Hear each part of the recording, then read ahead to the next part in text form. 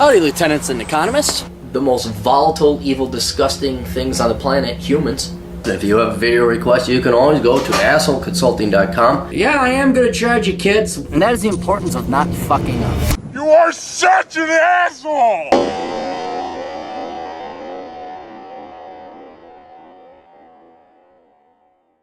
Asshole Consulting, how you guys doing? Remember, if you are a member of the military, you get a hefty discount. Exalted Asshole, back in my days in the Army, a general I used to work for used to say, thank you for being who you are and doing what you do. I'm a 42-year-old male, divorced and no kids, no debt, employed in government, and on track to have my house paid off in 8 years and retire from work at 54.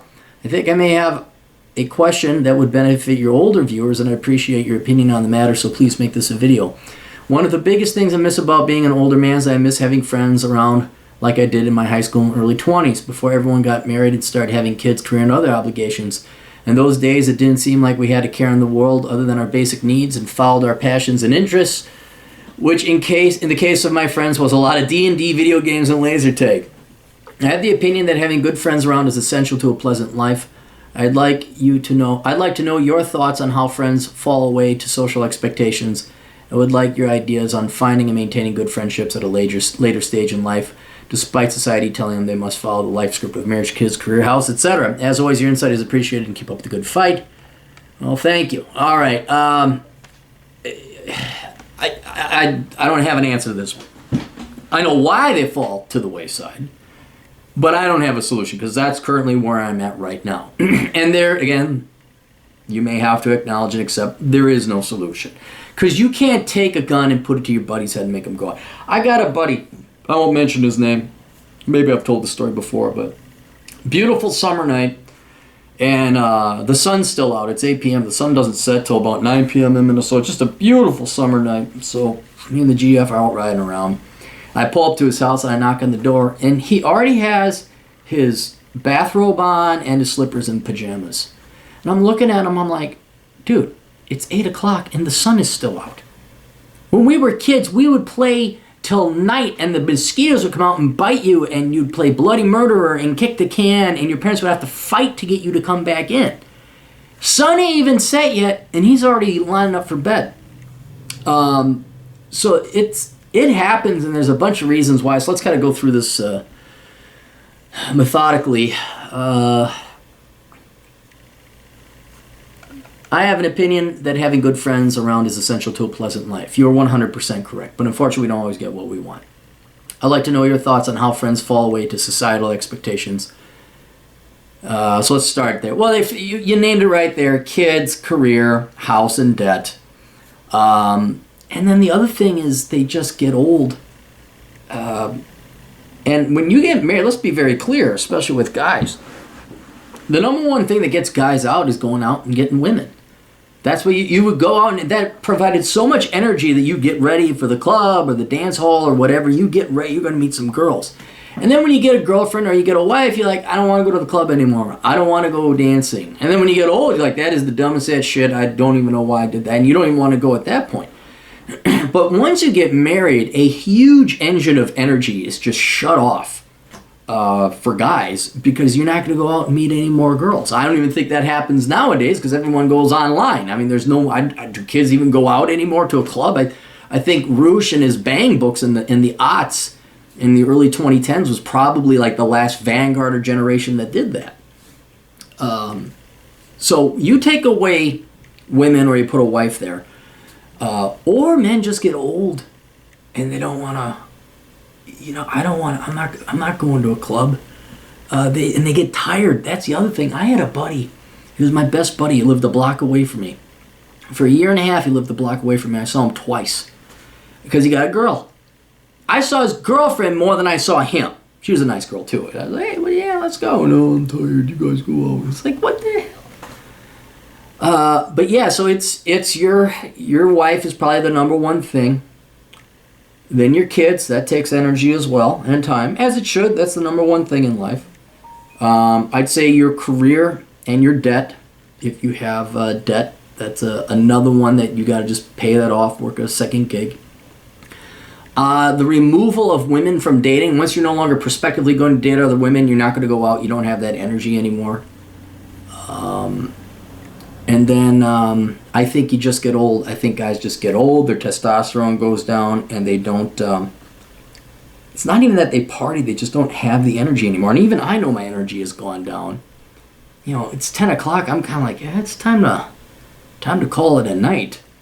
And then maybe I go to bed at midnight. But I'm rarely out past 11 anymore. Because like, no, I want to go home and I want to go to bed. And there's no girls I'm going to be chasing. So there's no reason to go. I remember, God, Chicago, people would start at 11 p.m. Bars would be open till 4. Whoo, those are some days. So yeah, you nailed it all right here. Marriage, kids, career, in the house. I'd say debt in general.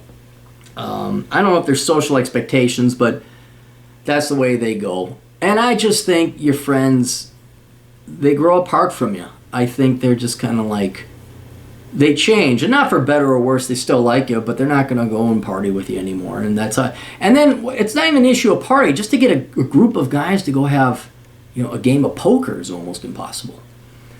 So you would like my ideas on finding and maintaining good friendships at a later stage in life. The best I've come up with is cigar lounges. Go to your local cigar lounge, become a regular there. Those are elder gentlemen. I'm still on the younger side when I go to a cigar lounge. These guys are usually retired. They want to get away from wifey poo. Although some of them bring wifey poo, and they're cool gals. They're cool gals. But they're smarter than average. They're more accomplished than average. A lot of ex-military, a lot of cops. Just a lot of good guys that, you can bust their balls, they'll bust your balls. It's like a distinguished locker room is what it is. And so that's where I've found, no matter where I go, and I've established rapport at several cigar lounges across the country, where it's like, cheers, Clary. They know my name.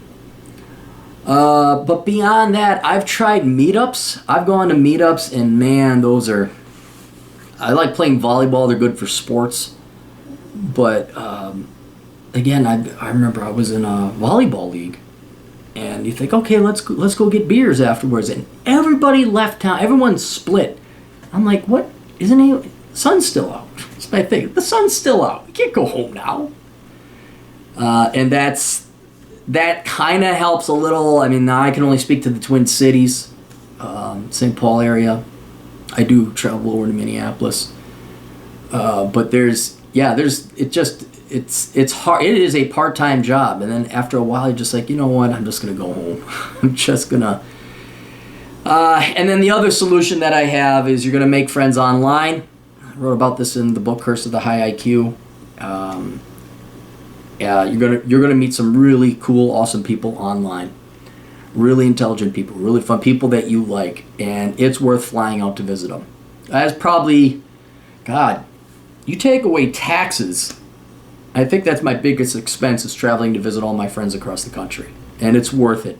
Because by the time you're done dicking around, paying fees and going out every night for meetup groups and paying your $10 cover, because that's like a month goes by, and well, okay, that's a flight out to Vegas so you can visit all your buddies in Vegas. So I could go visit Denver Ben or Chaplain Dave or Sergeant Greg and Glorious Carl. I can visit all those guys with a fraction of the money that I spend on what I would be trying to establish a tooth-pulling like social life here in the Twin Cities.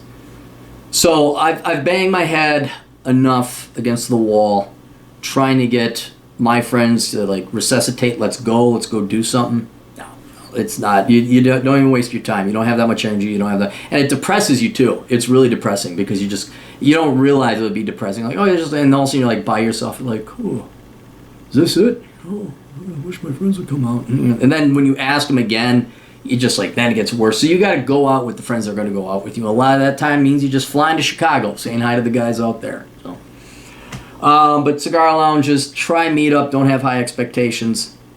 But I would say travel. Spend the money on travel. That's absolutely. And if you're in that profession right there, you got to have a good friend network at the office, I'd presume. I mean, you're lucky in that regard. I'm gonna bet that's some really cool guys that work there, and so I just presume would be cool guys, unless everyone's hanging up their uniform and calling it a night. But All right, that's it. You guys got questions? Cappy's got answers over at assholeconsulting.com. We'll see you all later. Toodles.